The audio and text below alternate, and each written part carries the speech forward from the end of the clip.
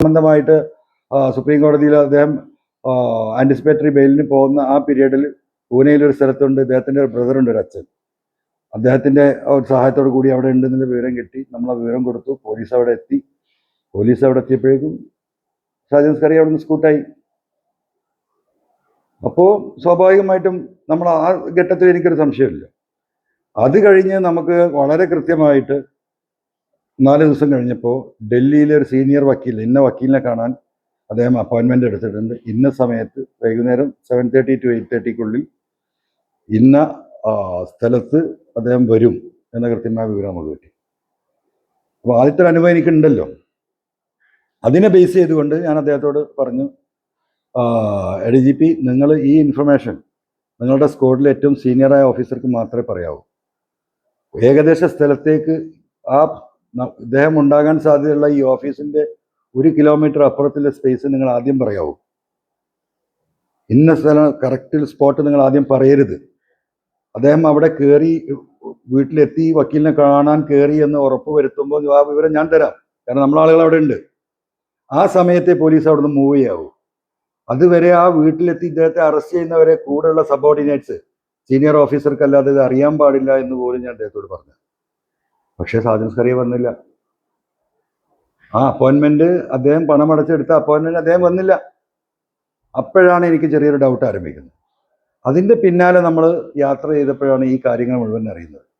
കാരണം നിങ്ങൾക്കൊക്കെ തന്നെ അറിയാം, കഴിഞ്ഞ വർഷം 2.25 കോടി രൂപയാണ് അദ്ദേഹം പ്രോഫിറ്റ് ഇൻകം ടാക്സ് റിട്ടേണിൽ ഫയൽ ചെയ്തിട്ടുണ്ട്. 2.25 ലക്ഷം കോടി രൂപ വരുമാനമുള്ള ഒരു വ്യക്തി 14 വർഷം ജയിലിലേക്ക് പോവുകയാണ്. ഒരു രക്ഷയില്ല 66F ഇട്ട് കഴിഞ്ഞാൽ. അപ്പം സ്വാഭാവികമായിട്ടും അതിനുള്ള വളഞ്ഞ വഴി അവർ സ്വീകരിക്കുമല്ലോ. ആ വളഞ്ഞ വഴി സ്വീകരിച്ചു. MR അജിത് കുമാറിനെ അദ്ദേഹത്തിൻ്റെ ആളുകൾ സ്വാധീനിച്ചു, ബന്ധപ്പെട്ടു. 2 കോടി രൂപക്ക് അവർ കരാർ ഉറപ്പിച്ചു 66F ഇടാതിരിക്കാൻ. അതിൽ കഴിഞ്ഞൊരു 3 മാസം മുമ്പ് വരെ 1.5 കോടി രൂപയെ കൊടുത്തിട്ടുള്ളൂ. ആദ്യം 1 കോടി, പിന്നെ 50 ലക്ഷം, പിന്നെ 6 മാസം, 3 മാസം കഴിഞ്ഞിട്ട് ഷാജൻ സ്കറിയിൽ MR അജിത് കുമാറിന് കൊടുത്ത പണം ഞാൻ മനസ്സിലാക്കുന്നത്. ബാക്കി 50 ലക്ഷം ഇപ്പോഴും അദ്ദേഹത്തിന് കിട്ടിയിട്ടില്ല. ഈ കഴിഞ്ഞ 1.5 മാസത്തിനിടയ്ക്ക് കിട്ടിയെന്ന് എനിക്കറിയില്ല. അപ്പോൾ ഇത്രയും ഒരു സാമൂഹ്യ വിരുദ്ധനായ, ഈ ഗവൺമെന്റ് വിരുദ്ധനായ, ഗവൺമെന്റിനെതിരെയും മുഖ്യമന്ത്രിക്കെതിരെയും മുഖ്യമന്ത്രി കുടുംബങ്ങൾക്കെതിരെയും ഈ പാർട്ടി ലീഡർഷിപ്പിനെതിരെയും പാർട്ടിക്കെതിരെയും നിരന്തരമായി കള്ളവാർത്തകൾ മാത്രം കൊടുക്കുന്ന, ഒരു രാജ്യദ്രോഹ കുറ്റം കൂടി ചെയ്ത, ഈ രാജ്യത്ത് വർഗീയത പരത്താൻ വേണ്ടിയിട്ട് നിരന്തരമായി തൻ്റെ എല്ലാ സോഴ്സുകളും ഉപയോഗിക്കുന്ന ഇത്തരത്തിലുള്ള ഒരു രാജ്യദ്രോഹിയോട് സഹായിക്കാൻ പണം വാങ്ങിയാൽ പിന്നെ എന്ത് നിലവാരമാണ് ഈ നാടിനുള്ളത്? അപ്പോൾ അതിനെന്താ തെളിവെന്ന് പലരും ചോദിച്ചു. അതിൻ്റെ ഒന്നാമത്തെ തെളിവ്, എന്തുകൊണ്ട് 66F ഇടുന്നില്ല? 66F ഇപ്പോൾ ഇടാലോ.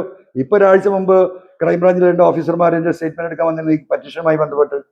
അവരോട് ഞാൻ പറഞ്ഞത്, എന്തുകൊണ്ടാണ് നിങ്ങൾ 66F ഇടാത്തത്?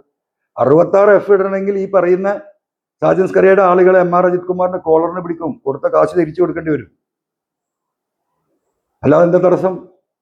MR അജിത് കുമാർ അല്ല സംസ്ഥാന പോലീസ് മേധാവി, DGP അതിന് മുകളിലുണ്ട്, ആഭ്യന്തര സെക്രട്ടറി ഉണ്ട്, പൊളിറ്റിക്കൽ ലീഡർഷിപ്പ് ഉണ്ട്, ആഭ്യന്തരമന്ത്രിയായി മുഖ്യമന്ത്രി തന്നെ ഉണ്ട്. അപ്പോൾ ഈ വിഷയങ്ങളൊക്കെ MR അജിത് കുമാറിന്റെ ഈ വിഷയങ്ങൾ ഉൾപ്പെടെ അവരെ ധരിപ്പിച്ചിരുന്നോ? ഇല്ല, ഞാൻ ധരിപ്പിച്ചിട്ടില്ല. എന്തുകൊണ്ട്? അല്ല, ധരിപ്പിക്കേണ്ട കാര്യമില്ല. ഇതിന്റെയൊക്കെ ഉത്തരവാദിത്തപ്പെട്ട ആളുകൾക്ക്, ഈ കേസുമായി ബന്ധപ്പെട്ട് വളരെ ഉത്തരവാദിത്തപ്പെട്ട ആളുകൾ എന്താ പറയാ, അവരുടെ നേതൃത്വത്തിൽ തന്നെയായിരുന്നു, ഒബ്സർവേഷനിൽ തന്നെയായിരുന്നു ഈ കേസ് അന്വേഷണം നടത്തിയിരുന്നത്. സാമാന്യ ബുദ്ധിയുള്ള ആളുകൾക്ക്, ഇതിലിടപെട്ട ഗവൺമെന്റിന്റെ ഭാഗത്തുള്ള ആളുകൾക്ക് അത് ബോധ്യപ്പെട്ടിട്ടുണ്ടാവുമല്ലോ. അവരാണല്ലോ ഈ രീതിയിൽ ചീറ്റിംഗ് നടക്കുന്നുണ്ട്, ഇദ്ദേഹത്തിന്റെ നിലപാട് ശരിയല്ല. ഈ ഘട്ടത്തിൽ വന്ന് ഞാൻ പറയേണ്ട ഗതി നിവൃത്തിയില്ലാത്തതുകൊണ്ട് വന്നതാണ്. മനസ്സിലായില്ലേ? ഷാജൻ സ്കറിയന്റെ കേസ് PV അൻവറും ഷാജൻ സ്കറിയും തമ്മിലുള്ള ഒരു കേസ് എന്നുള്ളതിനപ്പുറം ഈ സർക്കാരിന് ഒരുപാട് പഴികേട്ട ഒരു സംഭവം കൂടിയാണ്. കാരണം ഇത്രയും വർഗീയ വിദ്വേഷം വിളമ്പുന്ന ഒരാളെ അറസ്റ്റ് ചെയ്യുന്നില്ല എന്നുള്ളത്. എന്നിട്ടും ഈ MR അജിത് കുമാറിന്റെ ഈ ചെയ്തികൾ സർക്കാർ എന്തുകൊണ്ടാണ് സംരക്ഷിച്ചത്? എനിക്കറിയില്ല. എനിക്ക് ഇപ്പൊ ദാറ്റ് ഈസ് മൈ ക്വസ്റ്റ്യൻ. ഈ കാര്യങ്ങൾ അറിയാത്തതുകൊണ്ടാണോ?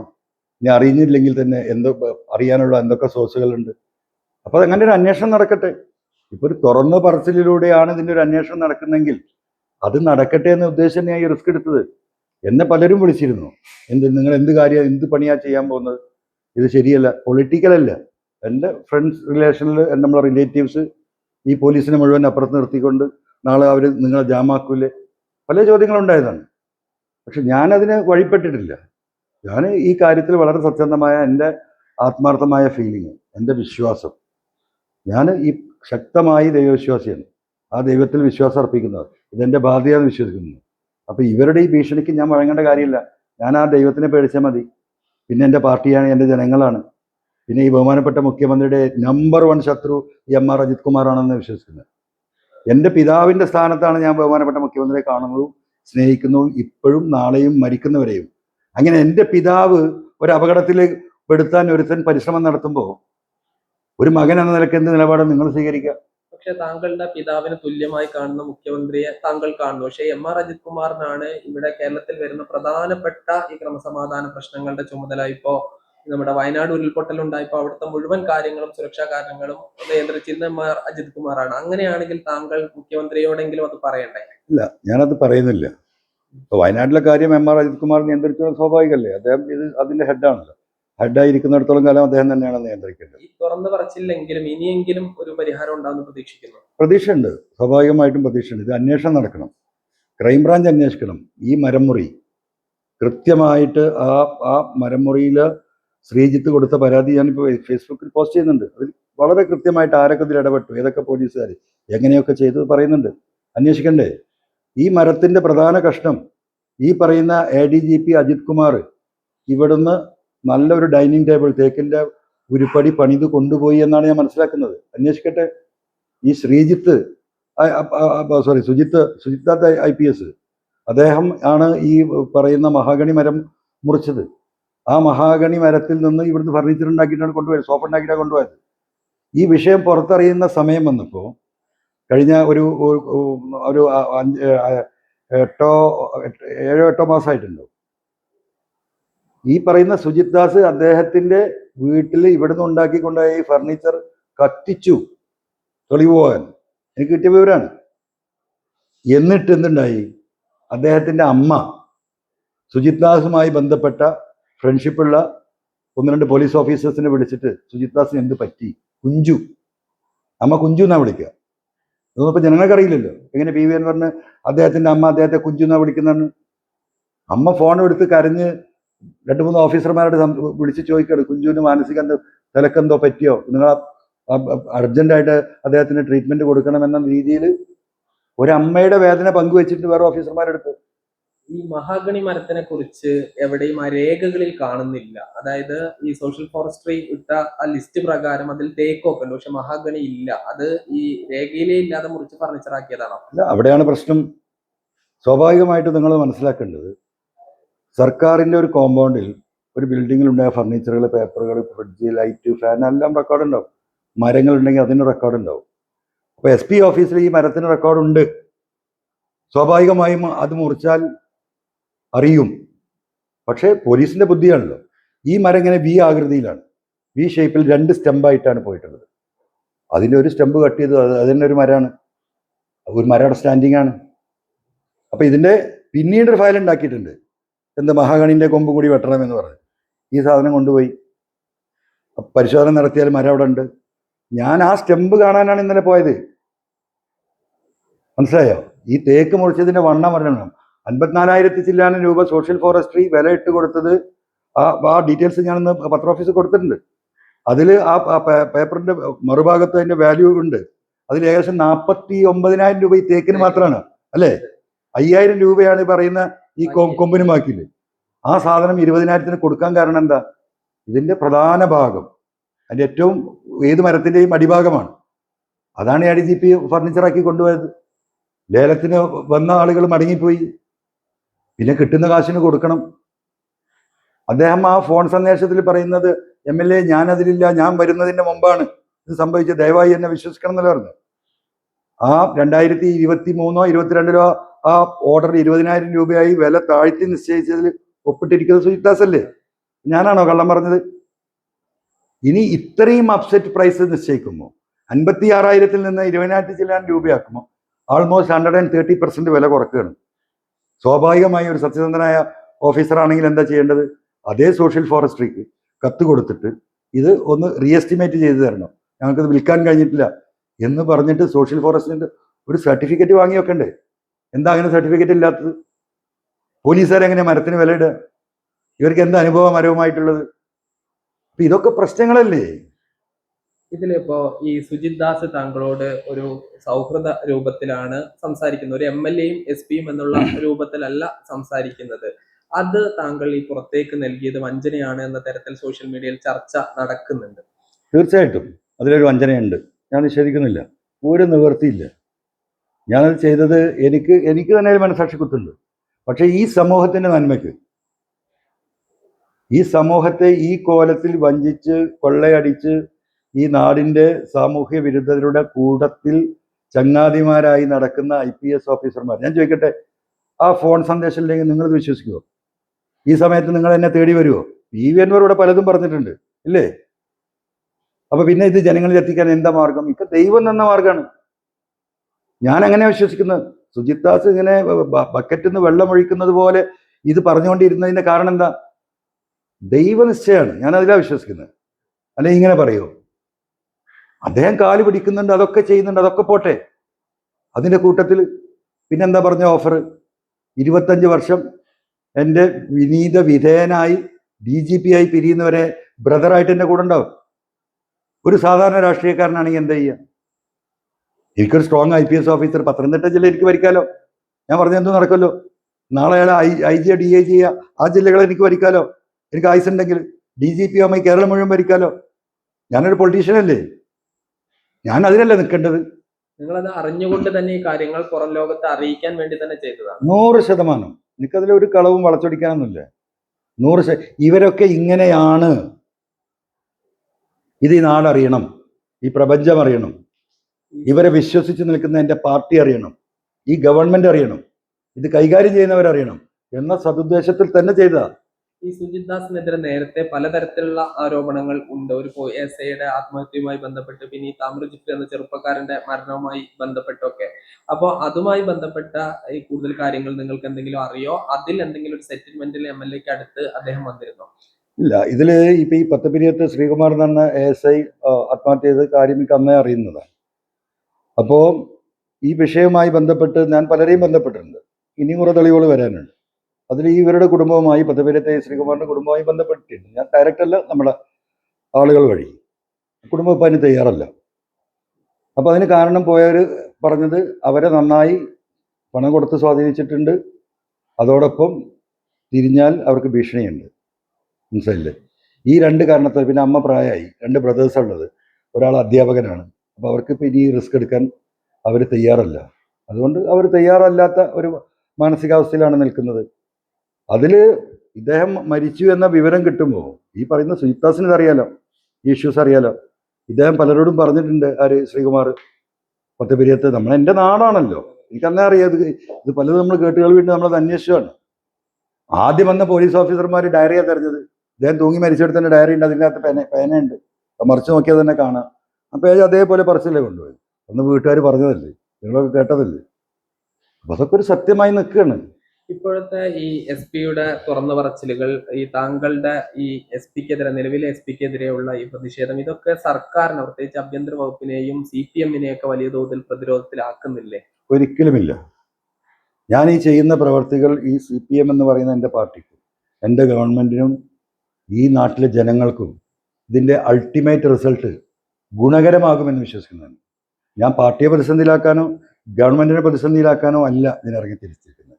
ഇവിടെ ഈ ഗവൺമെന്റ് നിലനിൽക്കണം. ഒരുപാട് പാവപ്പെട്ട മനുഷ്യർ ഈ ഗവൺമെന്റ് നിൽക്കണമെന്ന് ആഗ്രഹിക്കുന്നതാണ്. അത് ഈ 10 വർഷമായി, 8 വർഷമായി. ഇനിയൊരു തെരഞ്ഞെടുപ്പ് വരാൻ പോവുകയാണ്. അപ്പൊ ഈ സാധുക്കൾക്ക് 500 രൂപയിൽ നിന്ന് 1600 രൂപ പെൻഷനും, ഈ പറയുന്ന ഹോസ്പിറ്റലുകളുടെ മാറ്റങ്ങളും, സ്കൂളുകളുടെ മാറ്റങ്ങളും, റോഡുകളുടെ വികസനവും തുടങ്ങിയിട്ട് മനുഷ്യരുടെ നിത്യജീവിതവുമായി ബന്ധപ്പെട്ട മുഴുവൻ മേഖലയെ അഡ്രസ് ചെയ്തൊരു ഗവൺമെന്റാണിത്. കേന്ദ്രം ഈ രീതിയിൽ 1,23,000 കോടി രൂപയാണ് ഇപ്പൊ കേന്ദ്രം തരാനുള്ളത്. 73,000 കോടി ഒക്ടോബറിൽ തരാനുണ്ട്. അന്ന് കേസ് ഫയൽ ചെയ്തതിനാ 13,000 കോടി കിട്ടിയത്. ഒക്ടോബറിന് ശേഷം ഈ 5-8 മാസത്തിനിടക്ക് അത് വർദ്ധിച്ച് 1,23,000 കോടി കഴിഞ്ഞ മാസമായിട്ടുണ്ട്.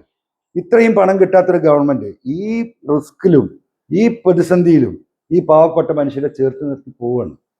അപ്പോൾ ആ ഗവൺമെന്റ് ഇവിടെ നിലനിൽക്കണം എന്നത് എന്നെപ്പോലെയുള്ളൊരു വിശ്വാസിയുടെ എന്താ പറയുക, അതൊരു കമ്മിറ്റ്മെൻ്റാണ്. ആ കമ്മിറ്റ്മെൻ്റ് ഏറ്റെടുത്തുകൊണ്ട് തന്നെയാണ് ഈ വിഷയങ്ങൾ മുന്നോട്ട് കൊണ്ടുവരുന്നത്. നേതാക്കളോ മന്ത്രിമാരോ ആരെങ്കിലും താങ്കൾ ഈ വിഷയത്തിൽ കോണ്ടാക്ട് ചെയ്തിരുന്നോ? അവരുടെ ഒരു പ്രതികരണം ഉണ്ടോ? ആരും എന്നെ കോണ്ടാക്ട് ചെയ്തിട്ടില്ല. ഒന്നാമത് എൻ്റെ ഫോണ് ഇന്ന് ഓഫായിരുന്നു. എന്നെ വിളിച്ചാൽ കിട്ടുന്ന ആളുകളുടെ ഫോണും ഞാൻ ഓഫാക്കാൻ പറഞ്ഞിരുന്നു. എനിക്ക് ഞാൻ ഏറ്റവും ബഹുമാനിക്കുന്ന ഒരു വ്യക്തിയിൽ നിന്ന് ഒരു ഫോൺ വന്ന് അത് പോരെന്ന് പറഞ്ഞാൽ ഞാൻ വലിയ വലിയ പ്രയാസത്തിലാവും. അതുകൊണ്ട് തന്നെ ഞാൻ ഫോൺ ഓഫാക്കിയിരുന്നു. എൻ്റെ കൂടെ നടക്കുന്ന ആളുകളുടെ എല്ലാവരുടെയും ഫോൺ ഓഫാക്കാൻ പറഞ്ഞു. ഞാൻ വൈകുന്നേരം ഓണാക്കിയിട്ടുള്ളത്. അതുകൊണ്ട് അതിനുശേഷം ആരും വിളിച്ചിട്ടില്ല. ഈ ഒരു സംഭവത്തോടു കൂടി പോലീസിനെതിരെ വലിയ വിമർശനങ്ങൾ ഉണ്ട്. ഈ ആഭ്യന്തര വകുപ്പ് പ്രത്യേകിച്ച് പോലീസിലൊരു ശുദ്ധി ഈ പ്രക്രിയക്ക് ഈ ഒരു സംഭവം കാരണമെന്ന് പ്രതീക്ഷിക്കുന്നുണ്ടോ? ഞാൻ കാരണമാകണമല്ലോ. ഞാൻ ഈ പറഞ്ഞ കാര്യങ്ങളിൽ എന്തെങ്കിലും ശരിയുണ്ടെങ്കിൽ ഞാൻ മാത്രമല്ലല്ലോ പറഞ്ഞത്. ഒരു IPS ഓഫീസർ അതിനെ എൻഡോസ് ചെയ്യുന്നുണ്ടല്ലോ. അദ്ദേഹത്തെ എൻഡോസ് ചെയ്തിട്ടില്ലെങ്കിൽ ഞാൻ പറഞ്ഞ പോലെ നിങ്ങൾ എന്നെ കാണാൻ വരില്ലല്ലോ. ഇതൊരു ഒരു മിനിറ്റ് വാർത്തയായി പോകുമായിരുന്നില്ലേ? അതുകൊണ്ടാണ് ആ കടുംകൈ എനിക്ക് ചെയ്യേണ്ടി വന്നത്. അത് കടുംകൈ എനിക്കറിയാം. ഞാൻ പടച്ചവൻ്റെ അടുത്ത് പല പ്രാവശ്യം ഞാൻ ചോദിച്ചത് ഞാൻ എന്ത് ചെയ്യണം. അവസാനം നീ അത് പറയുന്നൊരു ഫീലിംഗ് എനിക്കുണ്ടായത്. ആ ഫീലിങ്ങിൻ്റെ അടിസ്ഥാനത്തിലാണ് ഞാനത് പറഞ്ഞിട്ടുള്ളത്. നമ്മളൊക്കെ വിശ്വസിച്ച് പലരും പലതും ഏൽപ്പിച്ചിട്ടുണ്ട്. നമ്മളിതൊന്നും പുറത്ത് പറയരുത്. നമ്മൾ ഒരുമിച്ച് നടന്ന കാലത്ത്, നമ്മൾ കോൺഗ്രസ്സിലാവുന്ന കാലത്തുണ്ടാകുന്നുണ്ടാവും. പക്ഷേ നമ്മൾ സൗഹൃദമുള്ള സമയത്ത് ആ സൗഹൃദം വിട്ടു പോകുമ്പോൾ ആ സൗഹൃദ സമയത്തുള്ള കാര്യങ്ങൾ പുറത്തു പറയരുത് എന്ന് പഠിപ്പിച്ച മതം വിശ്വസിക്കുന്നതാണ് ഞാൻ. അതുകൊണ്ട് ആ പണിക്ക് നമ്മൾ നിൽക്കില്ല. മറ്റൊരു വഴിയില്ലാത്തതുകൊണ്ട് ചെയ്തതാണ്. ഒരു വഴിയില്ല. എന്ത് വഴിയുള്ളത് നിങ്ങൾ തന്നെ പറയൂ. ഇതല്ലാതെ വേറെന്ത് വഴി? അദ്ദേഹത്തെ ഞാൻ ട്രാപ്പ് ചെയ്തു ഞാൻ. കാരണം അദ്ദേഹം ഇതിൽ കള്ളനാന്ന് എനിക്കറിയാം. ഇതിൽ പങ്കാളിയാണ്. ഒരുപാട് ആളുകളെ കണ്ണീര് കുടിപ്പിച്ചവരാണ് ഈ MR അജിത് കുമാറും ഈ സുജിത് ദാസും ഇപ്പം നിൽക്കുന്ന ഈ ശശീന്ദ്രൻ അടക്കമുള്ളവർ. ശശീന്ദ്രന് AK ആന്റണിന്റെ രൂപ. AK ആന്റണി എന്തായിരുന്നു? ചെരുപ്പിടാത്ത ആന്റണി, വാച്ച് കെട്ടാത്ത ആന്റണി. എവിടെ എത്തിയപ്പോൾ? കോൺഗ്രസ്സുകാർക്ക് ഇങ്ങനെ ഓർമ്മയുണ്ടോ? ജീവിതത്തിൽ ഒരു മനുഷ്യനും ഒരു ഉപകാരം ചെയ്യാതെ പോയൊരു വ്യക്തി. അപ്പം അത് വേറെ ഒരു ലൈനാണ്. ഏത്? ഞാൻ വളരെ സിമ്പിളാണ്, ഞാൻ വളരെ സത്യസന്ധനാണ്. സത്യസന്ധനായിരുന്നെങ്കിൽ പ്രിയ സുഹൃത്തെ, ഞാനെന്ന് ചോദിക്കട്ടെ, ഈ പറയുന്ന സുജിത്ത് IPSനെതിരെ ഈ മരമുറി കേസ് കഴിഞ്ഞ മാസം 22-ാം തീയതിയാണ് ശ്രീജിത്ത് എന്ന് പറയുന്ന SI പരാതി കൊടുത്തത്. എന്തേ അദ്ദേഹം നടപടി സ്വീകരിക്കായിരുന്നു? ഒരു മാന്യത കാണിച്ചോ? ഞാനല്ല പരാതിക്കാരൻ. ശ്രീജിത്ത് SI നൽകിയ പരാതിയിൽ ഈ മരമുറിയിൽ എന്ത് നടപടി സ്വീകരിച്ചു എന്ന കത്താണ് ഞാൻ കൊടുക്കുന്നത്. മിനിഞ്ഞാന്ന് വരെ എനിക്ക് മറുപടിയില്ല. അപ്പോഴും എനിക്കിതിന്റെ വസ്തുത ബോധ്യമാണോ? ഈ മരം മുറിച്ച് പോയി കാണാലോ. കുറ്റി എവിടെ ഉണ്ടാവുമല്ലോ, കുറ്റിയടക്കം മാന്തി പോവില്ലല്ലോ. പക്ഷെ ഈ സുജിത് ദാസ് പറയുന്നത് ഈ ശശീന്ദ്രൻ നിലവിലെ SP പൊട്ടനാണ്, ഈ MR അജിത് കുമാറിന് വേണ്ടി എല്ലാം ചെയ്യുന്ന, ഒന്നും ഇല്ലാത്ത, അതായത് നേരിട്ട് IPS ലഭിക്കാത്ത ഒരു മണ്ടനായ ഉദ്യോഗസ്ഥൻ എന്ന രീതിയിലാണ് അദ്ദേഹം സംസാരിക്കുന്നത്. ഇത് എന്നെ സൂചിപ്പിക്കാൻ പറഞ്ഞത് മനസ്സിലായില്ലേ? എന്നെ സൂചിപ്പിക്കാൻ പറഞ്ഞത് ഇതൊക്കെ നമുക്ക് മനസ്സിലാവില്ലേ? അപ്പം പുള്ളി അങ്ങനെ സൂചിപ്പിച്ചുകൊണ്ടേയിരുന്നു. ഞാൻ മന്ത്രിയാവും, പുള്ളി DGP ആവും അല്ലേ? ഞാൻ ഈ പണി തന്നെ നിർത്താൻ നിൽക്കുക സുഹൃത്തെ. മടുത്തിട്ടല്ല. നമുക്കെന്താ വെച്ചാൽ ഇങ്ങനെ ഈ ആണും പെണ്ണും അല്ലാതെ ജീവിക്കാൻ പൊതുപ്രവർത്തനത്തിന് പറ്റില്ല. അപ്പോൾ നമുക്കൊരു നെറ്റിപ്പട്ടം ഇറക്കി വെച്ചാൽ ഒരു സാധാരണ പൗരനായാൽ എനിക്ക് പറയേണ്ടത് എനിക്ക് പറയാമല്ലോ, എനിക്ക് പ്രവർത്തിക്കണം, എനിക്ക് പ്രവർത്തിക്കുകയും ചെയ്യാം. അത് നല്ല പ്രയാസം എന്നെ സംബന്ധിച്ച് ഈ വിഷയത്തിലുണ്ട്. അടുത്തൊരു തെരഞ്ഞെടുപ്പിനില്ല. അല്ല, അങ്ങനെയൊന്നും ഞാൻ തീരുമാനിച്ചിട്ടില്ല. ഞാൻ എൻ്റെ ഫീലിംഗ് ഐ ആം കൺവേയിങ്. അതായത് ഒരു MLA, ഭരണകക്ഷി MLA എന്നുള്ള നിലയ്ക്ക് താങ്കൾക്ക് ഒരു നിയമപരമായി ലഭിക്കേണ്ട ഒരു കാര്യങ്ങൾ ലഭിക്കുന്നില്ല. പോലീസിൽ നിന്ന് ആണെങ്കിൽ താങ്കളുടെ ഇപ്പോ സ്വത്ത് നഷ്ടപ്പെട്ടത് അടക്കമുള്ള കാര്യങ്ങൾ ഒന്നും ലഭിക്കുന്നില്ല. MLA ആയിട്ട് പോലും ലഭിക്കുന്നില്ല. അതിൽ വലിയ നിരാശയുണ്ട്. എനിക്കത് തെറ്റാണ്. ഞാൻ ജീവിതത്തിൽ ഒരു നിരാശയില്ലാത്ത ആളാണ്. നിങ്ങൾ ആദ്യം അത് മനസ്സിലാക്കണം. പ്രതിഷേധമുണ്ട്. ഒരു നിരാശയും ഇല്ലാത്ത ആളാണ്. ഞാനിപ്പോൾ ഇവിടെ അങ്ങ് തലമിണ്ണി വീണാലും, അല്ലെങ്കിൽ ഇപ്പം ഇവിടുന്ന് എന്താ പറയുക, ഒരു വണ്ടി ഒന്ന് തന്നെ അടിച്ചാലും, അയ്യോ പടച്ചോനെ വണ്ടി ഒരിക്കലും, അതെൻ്റെ വിധിയാണ്. ഞാൻ വിധിയിൽ വിശ്വസിക്കുന്നതാണ്. ഖലാ ഖദർ എന്ന് പറയും ഇസ്ലാമിൽ. ഈ ഭൂമിയിൽ നടക്കുന്ന എല്ലാ സംഭവ വികാസങ്ങളും സർവശക്തനായ ദൈവത്തിൻ്റെ മുൻകൂട്ടിയുള്ള തീരുമാനത്തിൻ്റെ അടിസ്ഥാനത്തിലാണെന്ന് വിശ്വസിച്ച് ജീവിക്കുന്നൊരു വ്യക്തിയാണ് ഞാൻ. അതുകൊണ്ട് എനിക്ക് നിരാശയേ ഇല്ല. എനിക്ക് എന്നെ പരിഗണിച്ചില്ല എന്നുള്ളൊരു വിഷയമേ ദൈവം അള്ളാഹുവാണ് തട്ടിയിരിക്കില്ല. മനസ്സിലായോ? പക്ഷേ ഞാൻ പോരാടുന്നത് ഈ പാവപ്പെട്ട സാധാരണക്കാരൻ മനുഷ്യനാണ്. ഒരു വണ്ടി വാങ്ങി ജീവിക്കാൻ പരിശ്രമിക്കുന്നത്. ഏതോ കാലത്ത് ആരോ മണൽ കയറ്റിയിട്ടുണ്ട്. എന്നിട്ട് ഇവിടെ വന്നിട്ട് അവൻ്റെ വണ്ടി എടുത്തുകൊണ്ട് പോവുക. എന്നിട്ട് പോലീസ് സ്റ്റേഷന് മുമ്പിൽ കുറച്ച് മണൽ വാരി അതിലേക്ക് ഇടും. എന്നിട്ട് കേസ് ബുക്ക് ചെയ്യുന്നു. എത്ര എണ്ണം ആരോട് ചോദിക്കും? വീട്ടിൽ കിടന്നുറങ്ങുന്ന ടാഡയിൽ ഉൾപ്പെടുത്തി. വേറെന്താ ടാഡല്ലേ ഇവിടെ ഈ കാപ്പ എത്ര എണ്ണത്തിന് നാട് കടത്തി ഈ പറയുന്ന സുജിത് ദാസും അത് തന്നെയല്ലേ ഈ തുടരുന്നത്. ഇവനും ആര് ശശീന്ദ്രൻ. എത്ര കുടുംബങ്ങൾ കണ്ണീരില്ല, എത്ര ആൾ പട്ടിണിയില്ല. തൊഴിൽ രംഗത്തിന്റെ സ്ഥിതി എന്താ? വല്ല പണിയും ഈ നാട്ടിൽ നടക്കും, ഒന്നിനും ഇവർ സമ്മതിക്കില്ല എന്ന്. ഞാൻ ആദ്യം പറഞ്ഞ പോലെ എന്റെ കേബിള് 10 ലക്ഷത്തിലെ കേബിള് പോയത് അന്വേഷിക്കാൻ അവർക്ക് ഒഴിവില്ല. എന്റേത് മാത്രമല്ല, ഇന്ന് എനിക്ക് വേറൊരു കേസ്, ഒരു പാവപ്പെട്ടവരെ ഇതേപോലെ കളവ് കേസൊന്നും അന്വേഷിക്കുന്നത്. നേരം വെളുത്താൻ ഈ വയർലെസ്സുമായി ഇരുന്നിട്ട് ഈ പോലീസുകാരോടും ഫോൺ എടുത്തിട്ട് അവിടെ പിടിക്കും ഇവിടെ പിടിക്കും, എത്ര പിടിച്ചു, എത്ര ലോറി. ഞാനും ചോദിക്കട്ടെ, ഈ ശശീന്ദ്രൻ അല്ലേ, ശശീന്ദ്രൻ അദ്ദേഹത്തിന്റെ പേര്. ഈ പോലീസ് അസോസിയേഷന്റെ കോൺഫറൻസ് കഴിഞ്ഞ് ഞാനവിടെ ഈ കാര്യങ്ങൾ സൂചിപ്പിച്ച് പുറത്തിറങ്ങി. പിറ്റേ ദിവസം രാവിലെ മലപ്പുറം ജില്ലയിലെ പോലീസിനോട് നിർദ്ദേശം തന്നെ എല്ലാ വണ്ടിയും പിടിക്കണം. 27 വണ്ടി മലപ്പുറത്ത് പിടിച്ചു എന്ന് സുജിത് ദാസ് ആണെങ്കിൽ എൻഡോസ് നിങ്ങൾ കേട്ടിട്ടുണ്ടാവും ഈ സമ്മേളനത്തെ പിറ്റേത്. അതുപോലെയുള്ള ധിക്കാരികളോ അഹങ്കാരികളാണ് പോലീസ് ഓഫീസർമാർ. ഞാനൊരു പൊതുസമൂഹത്തിന്റെ വിഷയം അവിടെ ശ്രദ്ധയിൽപ്പെടുത്തിയപ്പോൾ ആഹാ ഇവനാരിത് പറയാൻ, പിടിക്കടാ വണ്ടി, ഇതല്ലേ നടത്തുന്നത്? ഇതെന്ത് പോലീസിങ്ങാ?